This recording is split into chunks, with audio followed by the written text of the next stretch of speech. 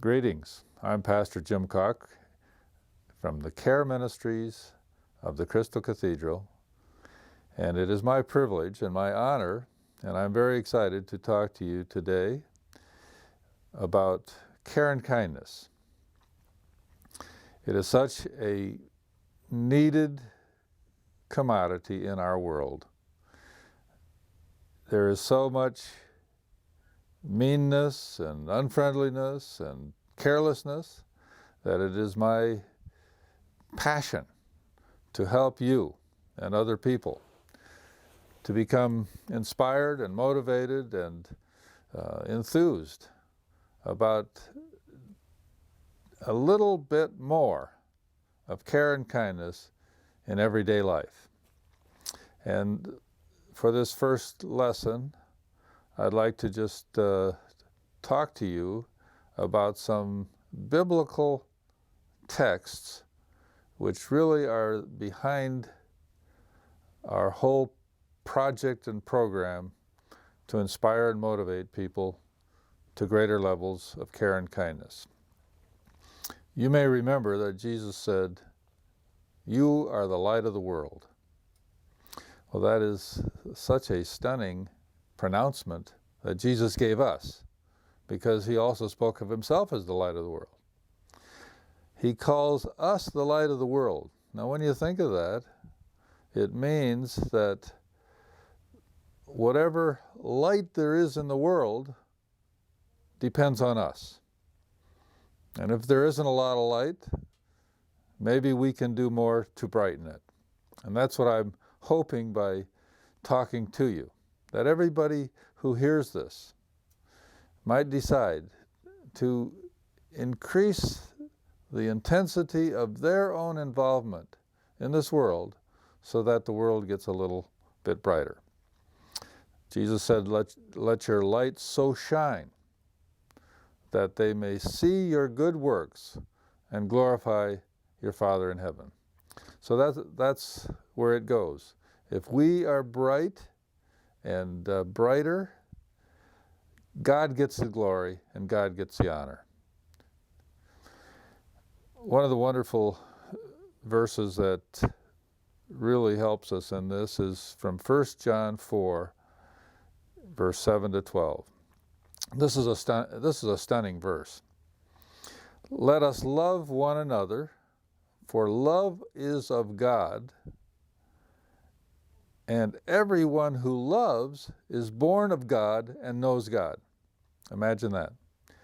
That the extent to which we care for other people, the extent to which we are lights in the lives of other people, this is God in us flowing into the lives of other people. And it's not just ourselves. It is the Spirit of God in us, because God is love. And if God so loved us, this verse continues, we also ought to love one another. If we love one another, God abides in us. So that's such a wonderful announcement, that the extent to which we show love in this world is evidence that God is alive in us.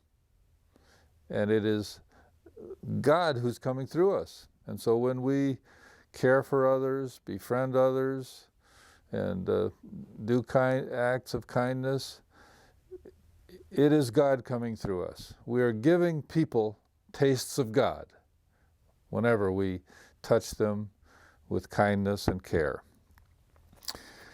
Well, there's another verse that I'd like to share with you. It's from Paul's epistle to the Romans, and he says, we are children of God, and if children, then heirs, heirs of God, and joint heirs with Christ, if. Now here's the littlest word there is the biggest word. He says, if we suffer with him.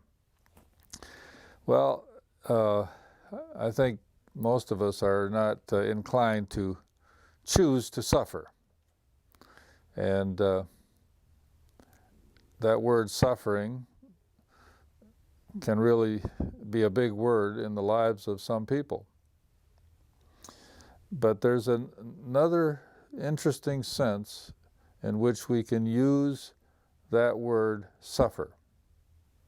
Because we're told by St. Paul that we are joint heirs with Christ if we suffer with Christ.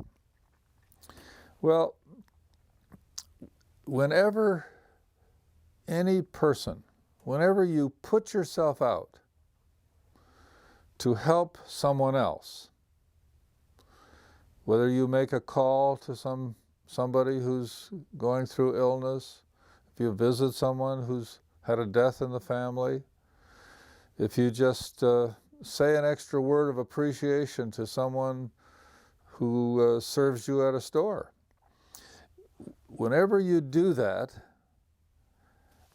and kind of put yourself out for someone else,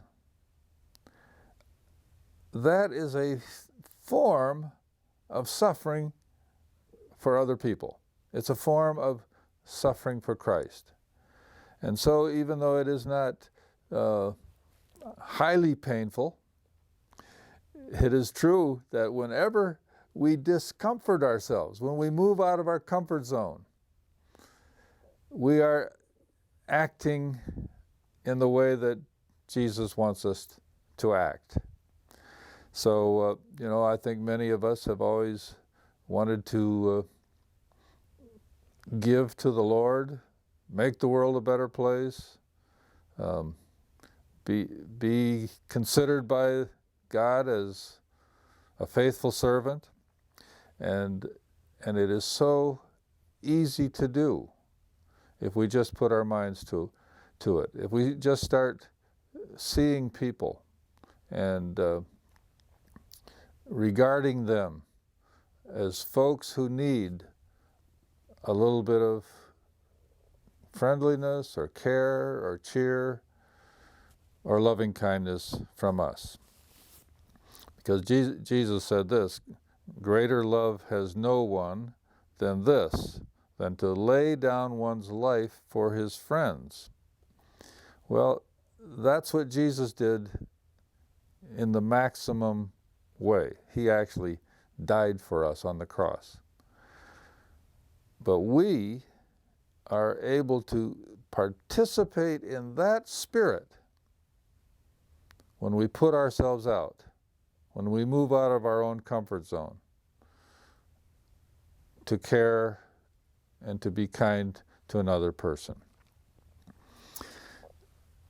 So that's part of what I really want to help you to see, that we have such an important assignment in life, being the light of the world. And one of the main qualities that you read of God in the whole Bible is captured in the word compassion. God is compassionate.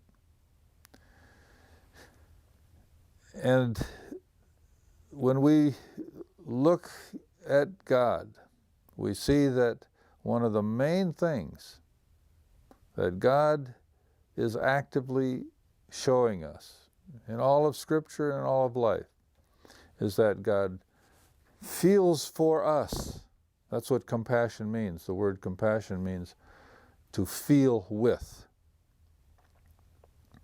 And sometimes when we are sick or lonely or grieving, we wonder where God is. Well, according to the Scriptures, we need to be reminded that the heart of God is compassion, that He is feeling with us, caring for us, feeling our pain.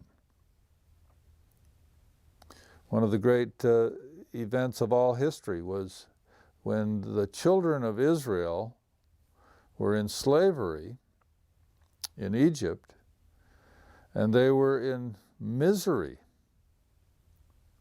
And it says in Exodus 2, the children groaned and they cried out, and their cry came up to God, and God remembered them.